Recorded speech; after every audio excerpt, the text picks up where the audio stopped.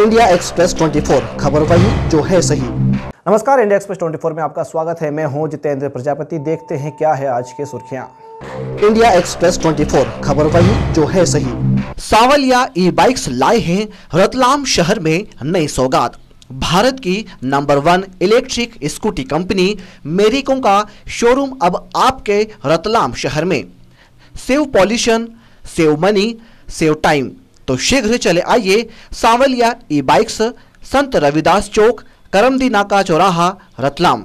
संपर्क करें mobile number 9827070111। India express 24 खबर वही जो है सही। नामली थाना पुलिस द्वारा थाना क्षेत्र के गांवों में रात में मकानों पर दबिश देने पर श्री राष्ट्रीय राजपूत करणी सेना ने बड़ी आपत्ति ली है। करणी सेना ने ऐसी कार्रवाई पर रोक लगाते हुए दोषी पुलिसकर्मियों पर कार्रवाई की मांग उठाई। नामली थाना पुलिस द्वारा अवैध शराब को लेकर गांवों में दबिशें दी गई, जिसका श्री राष्ट्रीय राजपूत करणी सेना द्वारा विरोध जताते हुए कलेक्टोरेट कार्यालय पहुंचे और प्रदर्शन किया गया।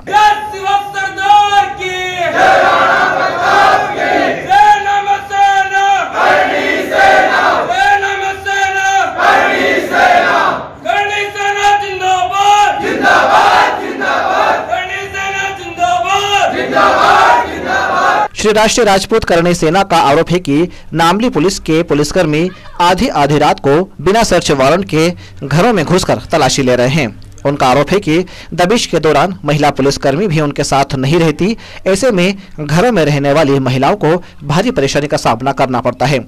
श्री राष्ट्रीय राजपूत करणी सेना के प्रदेश अध्यक्ष जीवन सिंह शेरपुर की अगुवाई में कलेक्टर के नाम ज्ञापन नायब तहसीलदार पूजा भाटी को सौंपकर दबिशें देने वाले पुलिसकर्मियों पर कार्रवाई की मांग की। आज राष्ट्रीय राजपूत करणी सेना रतलाम जिले की ओर से यहाँ कलेक्टर साहब को ज्ञापन दिया गया है।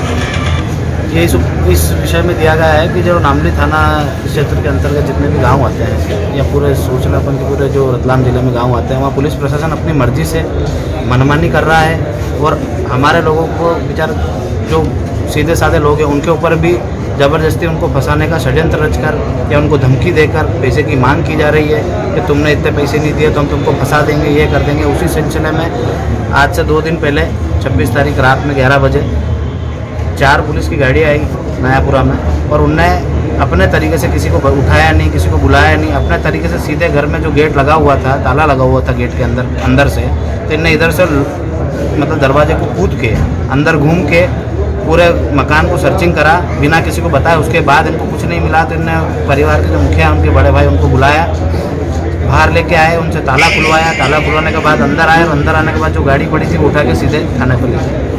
तो ये एक तरीका गलत है। इस तरीके से तो पुलिस कुछ अंदर आके कूद के रख के वापस भी केस बना सकती है। तो इससे हम कैसे सुरक्षित रहें? आप क्या चाहते हैं? कानूनी कार्रवाई जो होती है वो दिन में करनी चाहिए, दिन में नहीं करी। रात में भी आपको दबिश देना था या किसी भी का घर तलाश करना था तो आपको सर्च वारंट लेके आना था, वारंट नहीं था, फिर भी आप बिना एक चौकीदार को भी साथ में लेके दरवाजा बजाते तो दरवाजा खोलते हैं।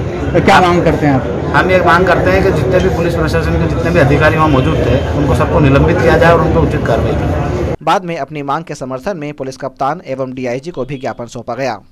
इंडिया एक्सप्रेस 24 खबर वही जो है सही। जेसी बैंक के चुनाव की सरगर्मी बढ़ गई है। आज all India SC/ST railway employees association के उम्मीदवारों ने बाबा साहब डॉक्टर भीमराव अंबेडकर की प्रतिमा पर माल्यार्पण कर चुनाव प्रचार की शुरुआत की। कोरोना के कारण 26 मार्च को होने वाले जेसिस बैंक के चुनाव को स्थगित कर दिया गया था। अब जेसिस बैंक के डायरेक्टरों के चुनाव 26 नवंबर को होंगे और मतगणना 27 नवंबर को होने जा रही है। All India SC/ST railway employees association ने महिला डायरेक्टर के रूप में डीजल शेड में टेक्नीशियन के पद पर पदस्थ श्रीमती खुशबू ननावरे और लोको पायलट मुकेश मीणा को चुनावी मैदान में उतारा है। आज इन उम्मीदवारों ने अपने चुनाव प्रचार की शुरुआत संविधान निर्माता डॉक्टर भीमराव अंबेडकर की प्रतिमा पर माल्यार्पण और उनसे आशीर्वाद लेकर किया।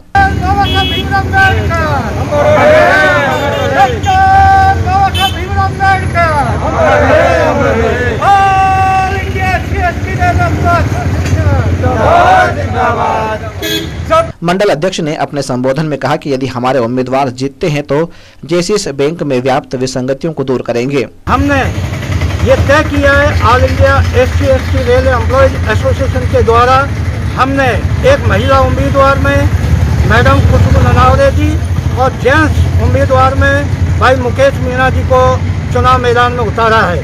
हमने सबसे पहले बाबा साहब का आशीर्वाद लेकर के पुनः हम कल से चुनाव प्रचार के लिए प्रचार प्रसार करेंगे और हम सभी रेल कर्मचारियों से अनुरोध करेंगे कि कुछ बदलाव लाने के लिए परिवर्तन जरूरी है और उस परिवर्तन की लहर में हमारे all India SC/ST railway employees association की ओर से दोनों उम्मीदवारों को जिताने के लिए हम हर रेल कर्मचारी से अपील करेंगे।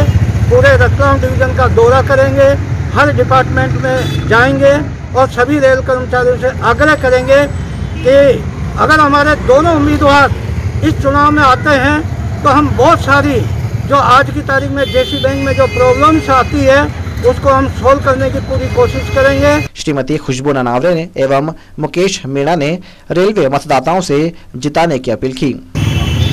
आज हमने बाबा साहब अम्बेडकर साहब का आशीर्वाद लेकर फिर से इलेक्शन की तैयारी शुरू कर दी है। आप सभी से निवेदन है कि हमें ज़्यादा से ज़्यादा वोट देकर जिताने की, JC बैंक डायरेक्टर पद पर बिठाने की आपसे आग्रह करते हैं और ज़्यादा से ज़्यादा वोट दीजिए और सहयोग कीजिए। सभी को आज बाबा साहब का आशीर्वाद लेके हमने चुनाव प्रचार के लिए कल से हम सभी रेल कर्मचारियों से आग्रह करेंगे और ऑल इंडिया SC/ST एसोसिएशन के दोनों पैनल के उम्मीदवार हम उनको अपील करेंगे कि हमसे हमें ज़्यादा से ज़्यादा वोट दें और भारी संख्या में बहुमत से हमें जिताएं। इस अवसर पर PN वर्मा, मुकेश मालवीय, ML जवेरिया, अरुण यादव, सीताराम मीणा, राहुल ननावरे आदि मौजूद रहे। इंडिया एक्सप्रेस 24 खबर वही जो है सही। अपने ही पति की हत्या बेटे और प्रेमी के साथ मिलकर करने वाली हत्यारिन पत्नी का राज आखिरकार पुलिस ने उगलवा ही लिया। पुलिस ने तीनों आरोपियों को गिरफ्तार कर आज कोर्ट पेश कर दिया है। हत्यारिन पत्नी ने पति की गुमशुदगी की भी नोटंकी की थी। मानाचौक थाना क्षेत्र के अशोक नगर निवासी रूबीना बी ने 20 अक्टूबर को थाने में शिकायत दर्ज कराई थी कि उसका पति कहीं चला गया है और अपने जुर्म को छुपाने के लिए पति को ढूंढने का नाटक करती रही। पुलिस को मोहल्ले से मिली जानकारी पर रूबीना और उसके बेटे से कड़ी पूछताछ की तो रूबीना ने अपना जुर्म कबूल कर लिया और बताया कि उसका पति शराब पीकर झगड़ा कर रहा था। उस पर उसने अपने बेटे तथा पुरुष दोस्त के साथ गला दबाकर पति की हत्या कर दी थी और लाश अमृत सागर तालाब में फेंक दी थी। पुलिस ने आरोपियों की निशानदेही से इमरान का शव बरामद कर पोस्टमार्टम कराया। आज पुलिस ने तीनों आरोपियों को कोर्ट पेश करने की कार्रवाई की। बताया जाता है कि रूबीना ने 13 वर्ष पूर्व अपने पहले पति को छोड़कर इमरान से प्रेम विवाह किया था। 20 तारीख को एक महिला रूबीना अशोक नगर की रहने वाली है, उसने थाने पे आके सूचना दी थी कि उसका पति 19 तारीख की रात से ही नहीं आया घर पे, उसका फ़ोन भी नहीं लग रहा है, घर छोड़ के गया है, जिस पर से गुमशुदगी दर्ज की गई है थाने पे। गुमशुदगी की जाँच के दौरान पता चला, लोगों ने शंका व्यक्त करी कि ये जिस रात में ये गुम होना बता रही उसी रात में पति पत्नी का और उसके लड़का का काफ़ी विवाद हुआ था घर में। उसके बाद में ये लोग कहीं ऑटो डाल के कुछ लेके भी गए थे। तो जब इसे सूचना आज हमको प्राप्त हुई फिर हमने उसकी वो जो उसकी सूचना करता है रूबीना मतलब मृतिका की पत्नी और उसके बच्चे और एक जो साथी था उनको तलब करके पूछताछ करी तो उन्होंने स्वीकार करा कि उनके द्वारा ही उनकी हत्या की गई है। इमरान नाम है व्यक्ति का जो गुमशुदा था, उसकी हत्या की गई और हत्या करने के बाद में लाश अमृत सागर में लाके कंबल में बांध के फेंक दी थी, जिसकी आज उनकी तस्दीक से लाश बरामद की गई है, पंचनामा किया गया है और अभी PM कराया जा रहा है, आगे की कार्रवाई की जाएगी। इंडिया एक्सप्रेस 24 खबर वही जो है सही। प्रदेश में हो रहे उपचुनाव अब अपने चरम सीमा पर पहुंच गए हैं। धार जिले के बदनावर में कांग्रेस प्रत्याशी के समर्थन में कांग्रेस सेवा दल ने अपनी पूरी ताकत लगा रखी है।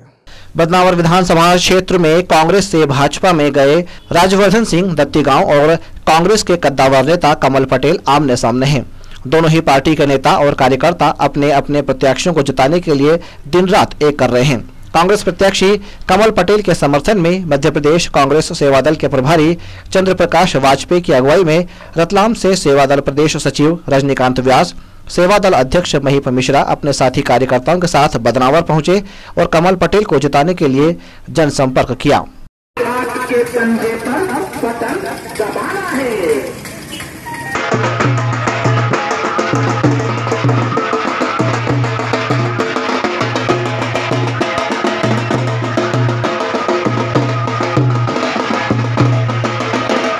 इंडिया एक्सप्रेस 24 खबर वही जो है सही। आज सिर्फ इतना ही, कल फिर हाजिर होंगे ताज़ा हलचलों के साथ। तब तक के लिए नमस्कार। इंडिया एक्सप्रेस 24, खबर वही जो है सही।